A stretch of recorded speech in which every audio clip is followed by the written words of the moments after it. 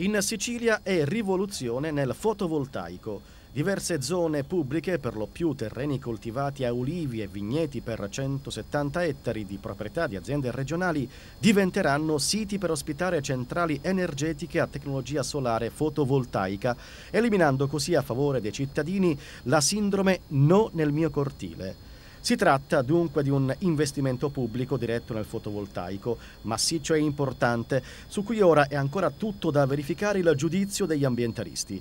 Infatti molti terreni sono soggetti a vincolo paesaggistico e idrogeologico. A sponsorizzare il piano è l'assessore regionale all'economia Gaetano Armao.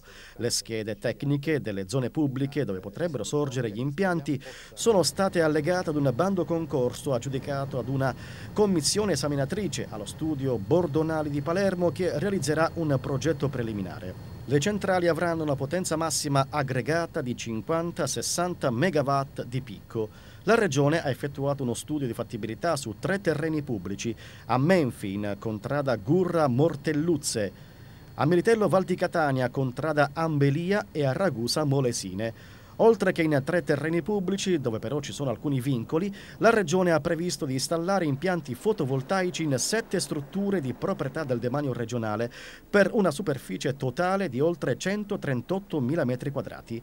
L'area più vasta è quella dell'ex Sacos, si tratta di padiglioni nella zona industriale di Catania per una superficie di 33.900 metri quadrati. Altre centrali sono previste ad Agrigento, al Palacongressi del Villaggio Mosè, per una superficie di circa 29.000 metri quadrati, al mercato ortofrutticolo di Caltanissetta Medica e nel centro sociale Alessio Narbone a Palermo. Il settore delle energie rinnovabili è in continua crescita e sono aumentati gli investimenti. Uno dei principali vantaggi delle fonti rinnovabili è il non inquinamento. Inoltre sono praticamente inesauribili a differenza del petrolio, il quale prima o poi verrà a mancare.